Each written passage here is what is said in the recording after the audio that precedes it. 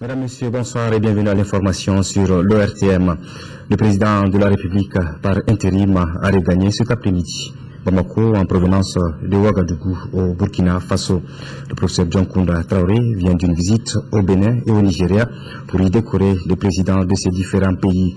À son arrivée à l'aéroport international de Bamako-Sénou, il a été accueilli par le Premier ministre Diango Sissoko. Je rappelle donc que le président de la République par intérim, le professeur John Kounda Traoré, a élevé à la dignité de Grand national du Mali, le président Goodluck Jonathan, Thomas Yayi Boni et Blaise Compaoré. C'est en reconnaissance des efforts déployés, des acquis en faveur de la paix, de la sécurité et de la stabilité au Mali.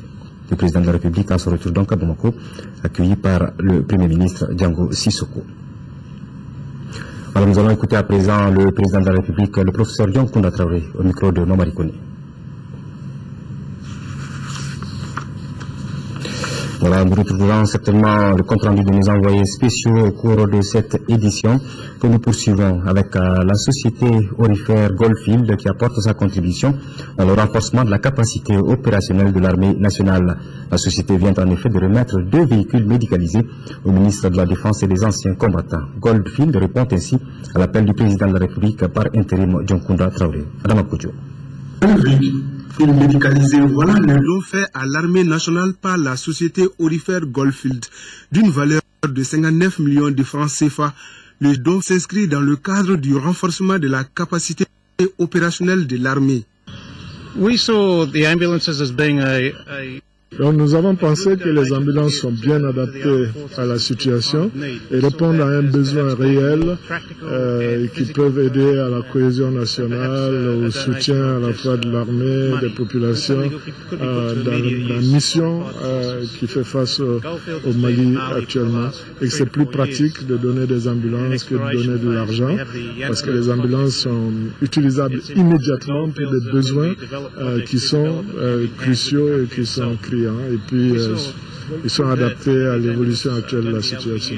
Pour le directeur national de Goldfield, Chekna Diawara, les 2 engins vont contribuer aux efforts de stabilisation du Mali. Le général Yamoussa Kamara a salué le donateur pour le geste. Cette offre vient à point nommé et concerne un secteur vital du soutien de l'homme, le soutien santé. La santé, dit-on, est la bénédiction des riches et la richesse des pauvres. Je puis vous assurer que ce don précieux sera utilisé à bon escient et contribuera à faire naître l'espoir en maintes occasions.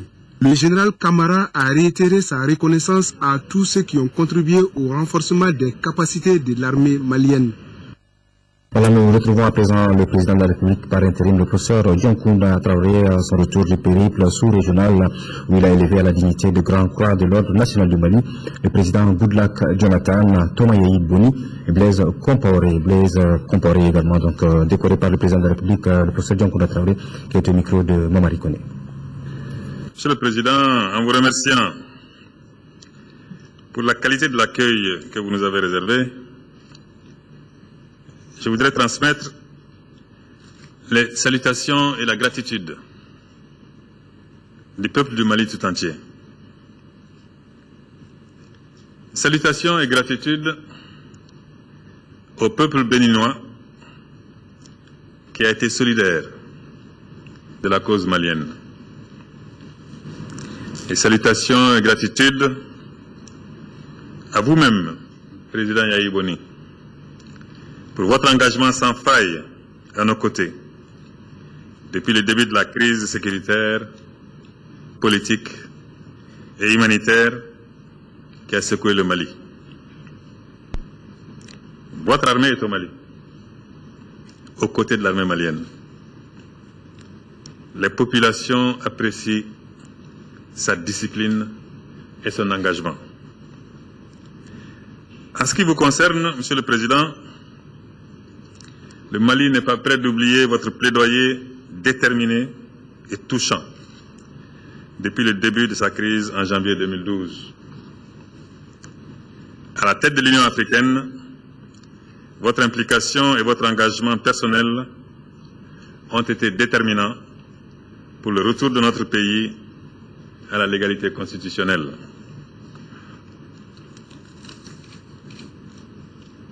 Je n'oublierai pas non plus sur un plan purement personnel,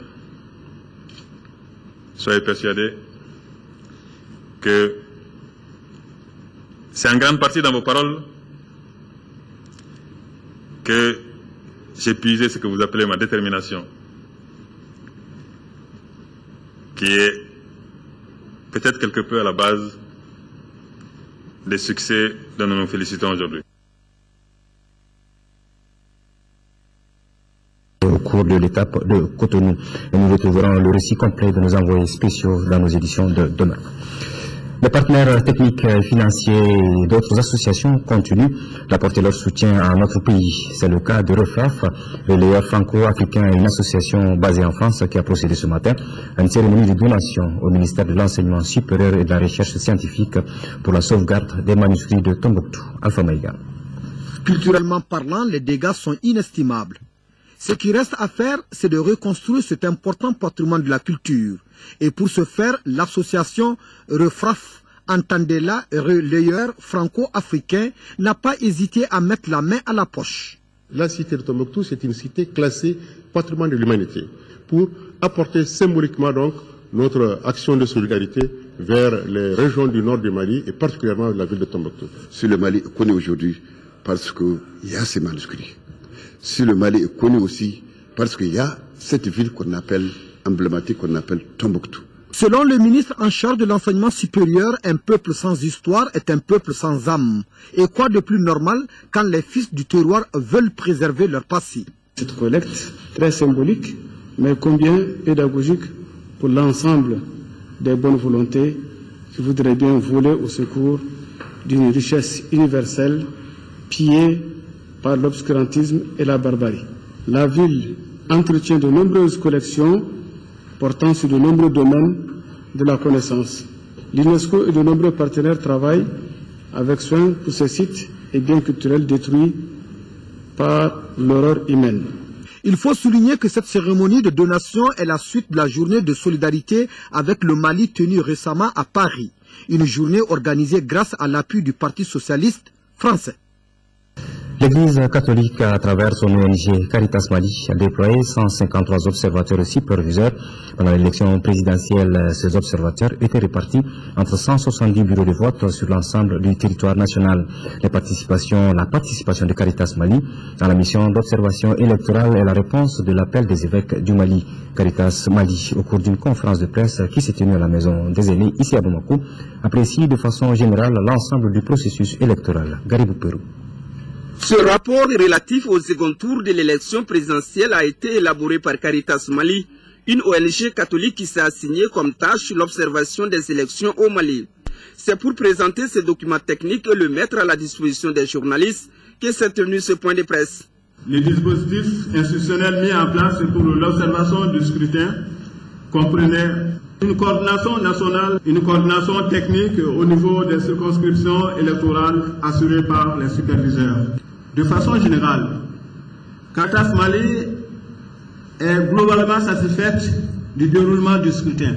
Dans la perspective d'une meilleure préparation des prochaines élections, Gaston Goro, le coordinateur de la plateforme virtuelle, a rappelé plusieurs recommandations.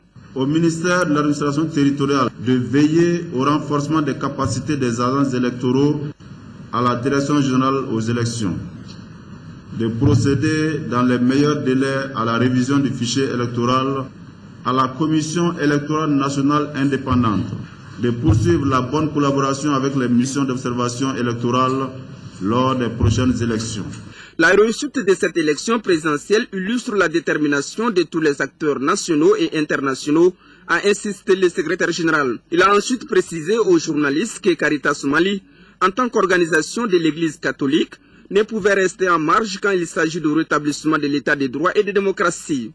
La prochaine étape de cette ONG est de procéder à un exercice récapitulatif des élections.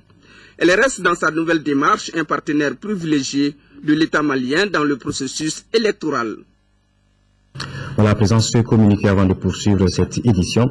Le Parti populaire pour le progrès, le conseil d'administration du conseil de concertation et d'appui aux ONG, CCA-ONG, le Rassemblement pour la démocratie et le progrès RDP, le bureau exécutif du syndicat autonome des greffiers et secrétaires de greffe SINAC, Modibo Sidibé, candidat des phares et de la CNPP à l'élection présidentielle, le mouvement pour la démocratie et le développement MDD, le mouvement patriotique pour le Mali MPM, le réseau Andi Action, Développement et Perspective, l'association des journalistes sportifs du Mali, le Parti populaire pour le progrès, l'association des jeunes géographes pour le développement local félicite tous Ibrahim Boubacar Keïta pour son élection à la tête de la magistrature suprême.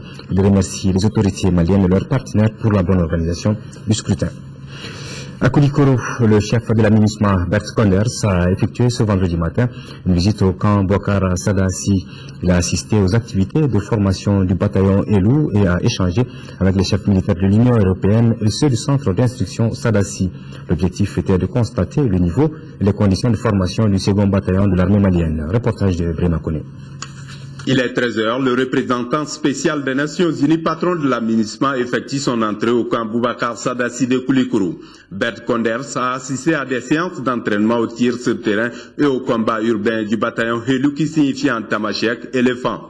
Ce bataillon est formé par la mission d'entraînement de l'Union européenne ou encore European Union Training Mission EUTM. Je suis satisfait par le niveau atteint par le bataillon. Je constate les progrès très importants qui ont été réalisés dans le domaine du combat, dans le domaine du tir.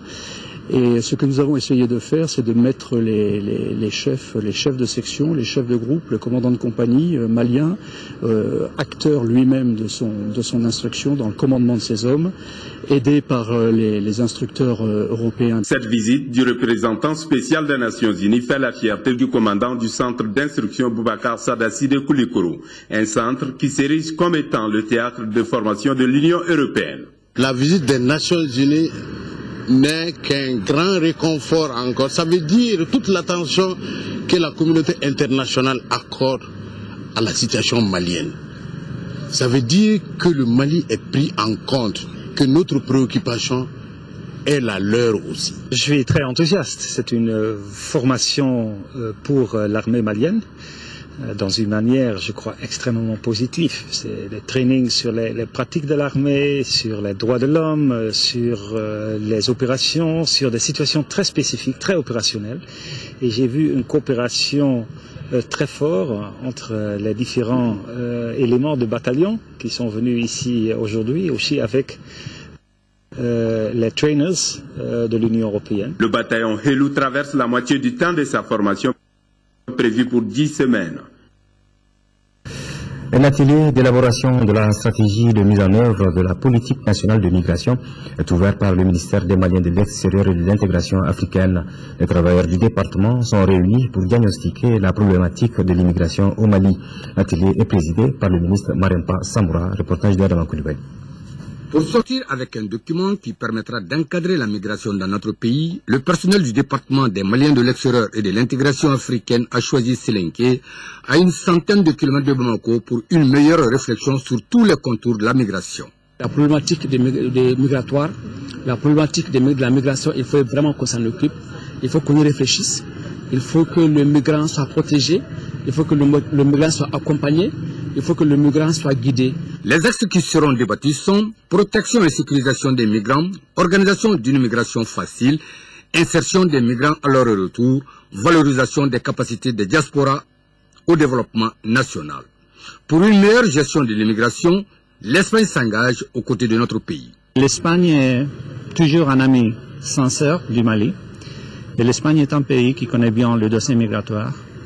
Et c'est pour cela que nous sommes toujours du côté de nos amis maliens pour les conseiller et les aider dans l'accomplissement de ces devoirs dans la question migratoire. Alors l'Espagne, par exemple, au sein de la CEDEAO, a constitué un fonds qu'on appelle le fonds Espagne-CEDEAO pour les questions migratoires, avec un montant de 10 millions d'euros. Et en ce qui concerne le Mali spécifiquement, nous allons travailler avec le ministère des Maliens à l'extérieur de l'intégration africaine pour faire des cours de formation professionnelle, des renforcements des capacités institutionnelles au niveau du ministère des Maliens à l'extérieur et de l'intégration africaine, et aussi au niveau de la société civile organisée. Des phénomènes qui engendrent l'immigration sont connus. Parmi ces phénomènes, la dégradation des ressources naturelles, la persistance de la pauvreté, l'insuffisance d'opportunités d'emploi pour les jeunes au niveau local, et à ceci s'ajoute la globalisation des systèmes financiers et commerciaux à laquelle le continent africain n'a pas été bien préparé. L'état végétal des cultures est jugé satisfaisant par le ministre de l'Agriculture. Baba Berté, en compagnie du président directeur général de la CMDT, était en visite à Balandougou, dans la filiale ouest de la CMDT. Les visiteurs ont échangé avec les producteurs sur les objectifs de la campagne 2013-2014. Il s'agit d'atteindre 540 000 tonnes de coton-graines et 2 millions de tonnes de céréales. Le ministre Baba Berté a tenu à expliquer aux producteurs qu'ils ne bénéficieront pas cette année des frais de complément sur le coton. Envoyé spéciaux Mohamed Diarra, Amadou Diawara. Kita est la dernière née des filiales de la CMDT. Le cercle fait aujourd'hui la fierté des responsables en charge de l'agriculture. Les ministres en charge de l'agriculture, de l'élevage et de la pêche et le PDG de la CMDT ont constaté la bonne physionomie de la campagne 2013-2014 à Balandougou, cercle de Kita. La fierté à Kita, particulièrement à Balandougou ici, c'est l'organisation locale qu'on a vue. Nous avons vu une coopérative parfaitement organisée qui gère son développement au plan local sur tous les plans. Nous avons vu qu'il s'agisse de la production cotonnière, de la production céréalière, de la gestion même de la sécurité alimentaire, des questions de financement, une coopérative très très bien organisée. Le tableau présenté par le secrétaire général de l'Union des coopératives de coton de Balandougou est le suivant. 180 hectares de coton cultivés pendant la campagne 2011-2012 avec un rendement de 200 tonnes de coton-graines. Compte 175 hectares la campagne dernière avec un rendement de 180 tonnes. Cette année, la Société coopérative des producteurs de coton de Balandougou exploite 172 hectares. Des chiffres qui cadrent bien avec les ambitions de la CMDT dont l'objectif est de produire 450 000 tonnes de coton et 2 millions de tonnes de céréales. Pour y parvenir, le gouvernement a joué sa partition.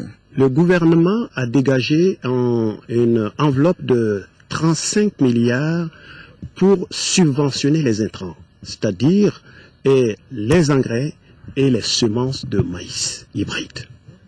Le gouvernement l'a fait. Deuxième chose, le gouvernement a subventionné avec la CMDT une partie des pesticides.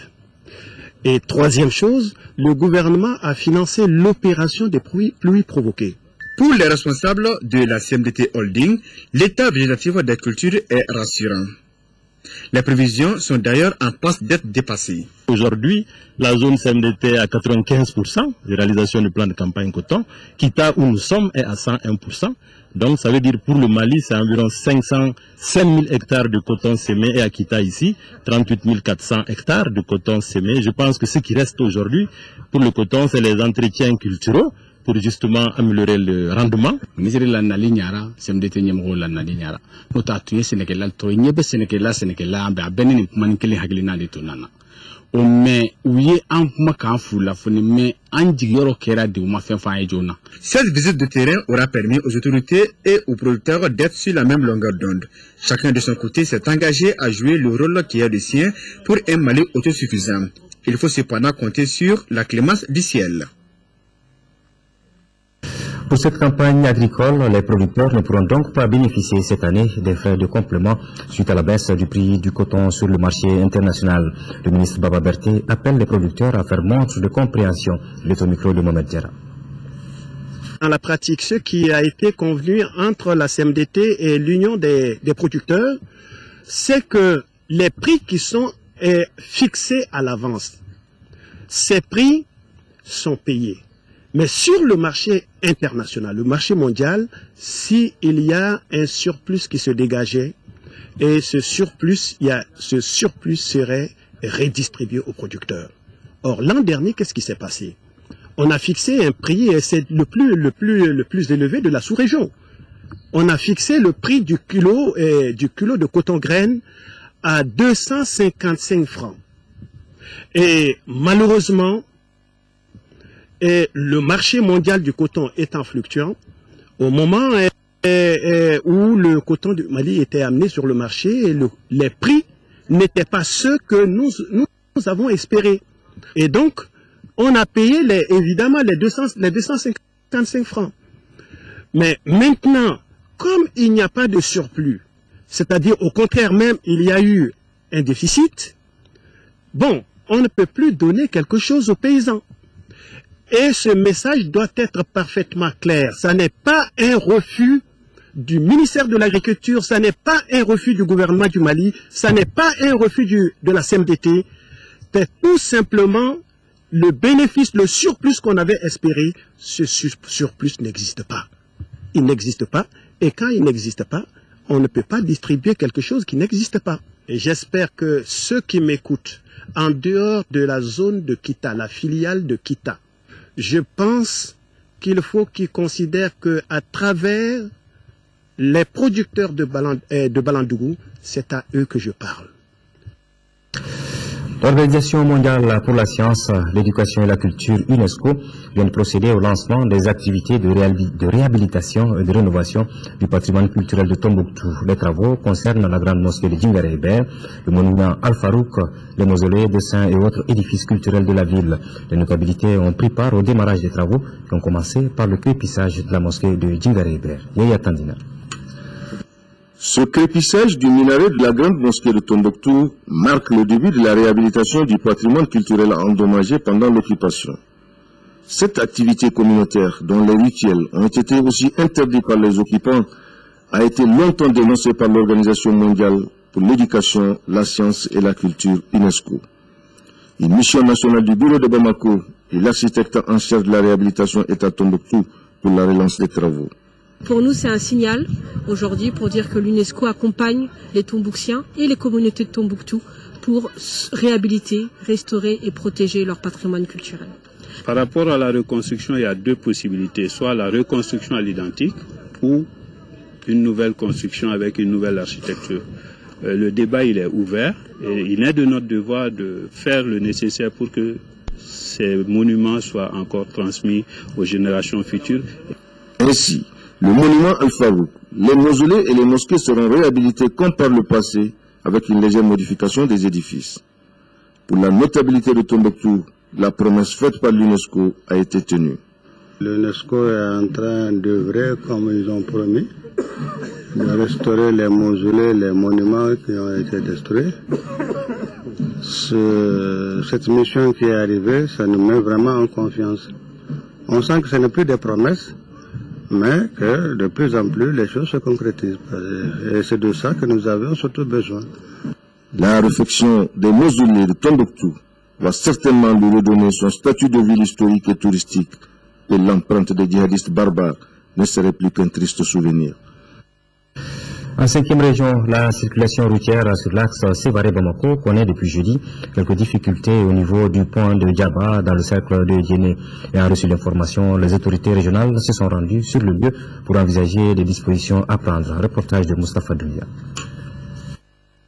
C'est pour voir l'état du pont de Djaba sur les Yamé, dans la commune de Fakala, cercle de Djéné, que le directeur de cabinet du gouverneur de la région de Mopti, accompagné de quelques chefs de services régionaux, s'est rendu sur les lieux. Cette route à trafic est très important et nous avons tous demandé aux techniciens de voir rapidement les solutions appropriées pour ne pas observer une rupture du trafic sur cette route Bamako-Mopti qui également relie les régions du nord à la capitale.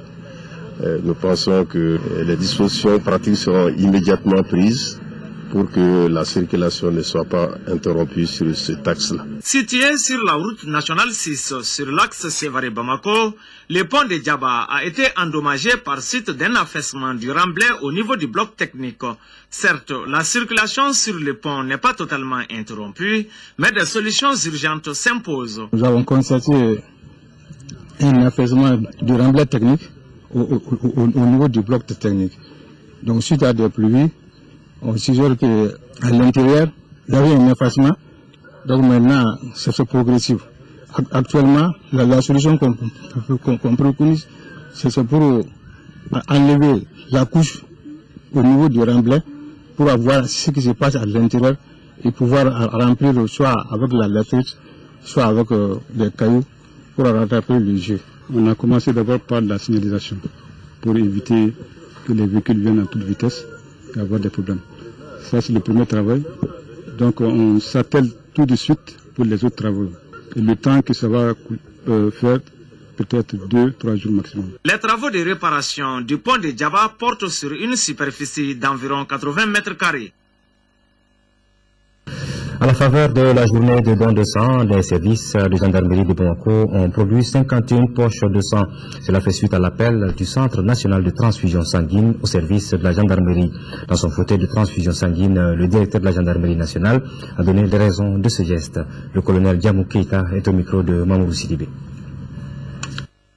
Je voudrais d'abord vraiment vous remercier pour cette initiative, remercier aussi le service de santé pour cette initiative. Vous savez, la gendarmerie nationale, pour une de ses missions, est de veiller à la sécurité et à la protection des citoyens maliens. Et je pense que par ce geste de don de sang, nous effectuons amplement cette mission-là. Aujourd'hui, donner du sang pour sauver nos compatriotes est une de nos missions. Donc nous sommes parfaitement en phase avec aujourd'hui le Centre national de transfusion sanguine qui a demandé aux forces armées de donner du sang. Et donc cette journée s'inscrit donc dans ce geste très fort qui dit que donner du sang, c'est sauver des vies. Qui a été demandé par le Centre national de transfusion à notre hiérarchie et nous avons donc exécuté les ordres de notre hiérarchie. Ça, ce ne soit pas un geste unique. Je pense qu'il faut y perpétuer ce don de sang. Et puis ensuite aussi un appel très pressant aux autres forces, parce que vous vous rappelez sans doute que lors des événements tragiques au nord, les paisibles populations aussi ont donné du sang à nos forces de défense et de sécurité. Donc c'est un bon retour que nous devons concrétiser aujourd'hui. 11 millions de francs CFA, c'est la valeur des matériels et produits médicaux que vient de remettre l'association DMSO de France à l'association de santé communautaire de Yilimadjo en commune 6 du district de Bamako. La cérémonie de remise des dons s'est déroulée ce matin dans la cour de la structure bénéficiaire. Reportage de Fadem Bakita. Ce geste humanitaire de l'association DMSO de France met à la disposition de l'association de santé communautaire de Yilimadjo en commune 6 du district de Bamako des objets divers. Ces dons visent à renforcer les capacités de cette structure de référence en santé communautaire. L'association DMSO est une association de bienfaisance. C'est une association des ressortissants maliens résidant en France, précisément à Issoudun. Ce don est composé d'un véhicule réfrigéré, des kits de pansement, des matelas, des blouses pour venir en aide aux personnes démunies. L'appui dénote le bon signe de partenariat existant entre les deux associations. Les bénéficiaires très heureux soulignent que la disponibilité des ressources matérielles nécessite la conjugaison d'efforts de toute la population de la commune 6. Nous avons un bon usage à ce matériel pour prendre en charge les malades les plus démunis de la communauté de Yilimadjo, plus particulièrement et celle du Mali aussi. Ce geste qui nous réunit aujourd'hui montre également une forte implication des populations en termes d'adhérents pour la mobilisation communautaire de Yilimadjo. Ces matériels serviront à l'amélioration des conditions de travail du personnel du CESCOM de Yilimadjo. En février 2011, l'association des DMSO de France, qui a à sa tête une compatriote infirmière, a offert à la s'accueillir un lot important de matériel du même genre. Sport football, Coupe de la Confédération africaine de football, phase de poule. Le stade malien de Bamako accueille demain samedi les Tunisiens de l'Étoile du Sahel de Sousse au compte de la 3e journée. Les Blancs sont toujours à la recherche d'une première victoire dans le groupe A. Un faux pas compliquerait sérieusement les chances de qualification de notre représentant. Notre reporter Silagato Sissé a suivi une séance de préparation du stade malien de Bamako. 2 matchs, 2 défaites, 1 but marqué, 4 buts encaissés. Voilà en chiffres le maigre bilan du Stade malien de Bamako dans cette Coupe de la Confédération. Les Blancs traînent véritablement les pieds comme en atteste leur 4e place dans la poule A, 0 points. La réception de l'Étoile sportive du Sahel de Sousse ce samedi est cruciale pour le capitaine Soumela Diakité et ses partenaires. Une victoire s'impose pour décoller. Tout le monde est prêt mentalement, physiquement, donc je pense qu'il n'y a pas grand chose à dire. On a fait 2 faux pas, donc si on arrive à gagner ce match-là Peut-être ça nous aidera de faire quelque chose. Devant son public, savourant encore les délices du doublé Coupe Championnat, le Stade Malien de Bamako n'a toujours pas montré des choses merveilleuses sur la scène continentale. On sait qu'on doit absolument gagner ce match-là, mais on peut aussi très bien le gagner à la 90e, donc il ne faut pas non plus se mettre en tête qu'il faut absolument dès les premières minutes tout de suite scorer. En voulant démarrer des fois trop rapidement, on peut faire des bêtises. Je crois qu'il faut bien s'installer dans la rencontre, essayer de prendre les choses en main malgré tout, dominer l'adversaire, se créer des occasions et puis espérer en mettre une ou deux au fond comme ça au cours des 90 minutes. Mais il faut faire les choses calmement et de façon lucide. Samedi, le Stade Malien jouera son va-tout face à un adversaire expérimenté. Les Tunisiens connaissent bien les coins et recoins du stade Modibo Keïta pour avoir éliminé les 11 créateurs de Nyarela en 16e de finale de cette même épreuve. L'Étoile du Sahel a obtenu une victoire 2-1 contre les Éthiopiens de Saint-Georges et perdu le choc fratricide 1-0 face au club sportif sfaxien. Toute la semaine, les ateliers se sont multipliés au complexe sportif Fousséni Diarra de Sotiba au cours de mobilisation. La survie du Stade Malien de Bamako dans cette Coupe de la Confédération phase de poule dépend en grande partie de ce match de samedi face à l'Étoile sportive du Sahel de Sousse de Tunisie. Du basketball à présent, les finales de la Coupe du Mali seront jouées ce samedi dans la salle multifonctionnelle du stade du 26 mars à Irimadio. Elles opposeront en dames le Djoliba AC et le stade malien et en monsieur l'AS Police et le stade malien à Sassoumare. Après le play-off, place à la Coupe du Mali qui va donner droit à de belles empoignades. Les affiches sont le classique Stade malien Djoliba Athletic Club en dames et AS Police Stade malien en monsieur. Particularité de ces finales, le Stade malien se présente sur les deux tableaux. D'abord chez les dames, toutes les précédentes rencontres ont tourné en faveur du Stade malien. Ce match de Coupe du Mali laisse prévoir une finale très disputée. Ces deux équipes qui se retrouveront encore sont bien décidées à enlever le trophée de Dame Coupe. Pour nous, ça a été une erreur. Donc, on s'est préparé en conséquence. Inch'Allah, ça va marcher. C'est notre titre, on va faire tout pour le garder. L'équipe a été complètement changée. Il y a eu de nouveaux recrutements bons. On ne se connaît pas trop, mais je crois l'année prochaine, ça va marcher. Je demande à tous les supporters d'être patients. Le championnat, ça n'a pas été bon. De sortir massivement. Le samedi, d'être derrière nous, que le meilleur gagne, c'est tout. Je dirais que on a fait la même préparation comme au championnat. Nous, on reste toujours concentrés. C'est un match décisif pour nous.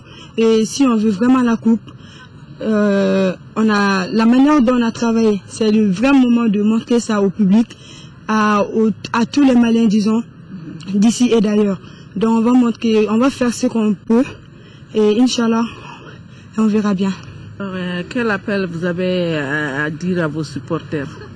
De venir massivement nous supporter et ils ne seront pas vraiment dessus. Je souhaite bonne chance aux deux équipes, que le meilleur gagne. AS Police Stade malien à monsieur sont deux formations qui ont raté le titre de champion du Mali cette année. Pas d'erreur du côté du Stade malien car l'adversaire peut renverser la tendance à tout moment. Les policiers qui comptent sur leur combativité et leur solidarité sont prêts à ne rien lâcher. Les ambitions sont très claires. C'est remporter la Coupe du Mali. L'équipe se prépare dans de très bonnes conditions. Les dirigeants nous ont accompagnés, ils nous ont suivis, ils nous ont beaucoup aidés pour la préparation. Maintenant, nous de faire la prise sur le terrain. Le SAD est une bonne équipe. À ce stade de la compétition, tous les équipes se valent. Donc on fera tout pour trouver nos matchs sur le terrain et essayer de gagner le match. Le souhait que nous pouvons formuler est que l'esprit sportif règne tout au long de ces finales et que l'enjeu ne tue pas le jeu. Page noire de ce journal, l'adjudant-chef Seydou Sangaré de la direction de transmission des armées détachée à l'ORTM s'en est allé hier à l'âge de 47 ans. Le sous-officier a fait ses preuves au sein de nos forces armées, ce qui lui a valu la médaille commémorative de campagne.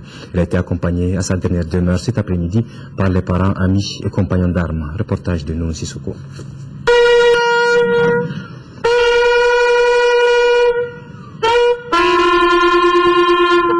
Le sous-officier Seydou Sangaré était un soldat rompu à la tâche.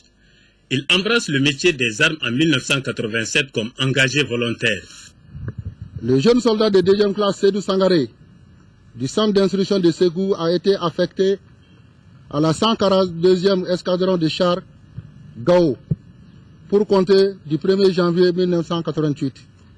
Après le séjour du Nord, il rejoint la 312e compagnie des transmissions des armées et détaché à l'office de la radio-télévision du Mali, ORTM. Très courtois et coopératif, il s'est distingué par son courage, son dévouement, son ardeur au travail et le respect de soi.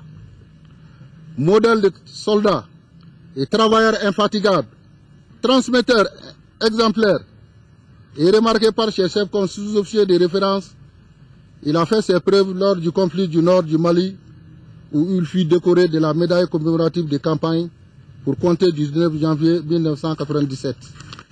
Ses compagnons d'armes, notamment ses camarades de promotion, gardent de lui des qualités d'un soldat exemplaire. On retient de Sédou un gars très sympa, vraiment très courtois. Nous regrettons vraiment sa disparition. Sur le plan travail, Sédou est un gros travailleur, vraiment un gros travailleur, infatigable et ponctuel au service. À la division vidéofréquence de l'ORTM, où l'adjudant-chef Seydou Sangaré a précédemment servi, ses collaborateurs regrettent une perte énorme. L'homme était irréprochable, c'était un homme exemplaire. Il était assidu, correct et dévoué. La relation sociale était très bonne. Vraiment, on regrette sa disparition. L'adjudant-chef Seydou Sangaré repose au cimetière de Kati Sanamfara. Il laisse derrière lui un orphelin et des compagnons d'armes inconsolables. Dorampé, adjudant-chef Sangaré, ainsi va la vie. Et c'est sur cette note triste que s'achève ce journal. Prochain rendez-vous d'information demain, 13h avec Ndei Sissoko. Moi, je vous retrouve à 20h pour le journal du soir. Merci.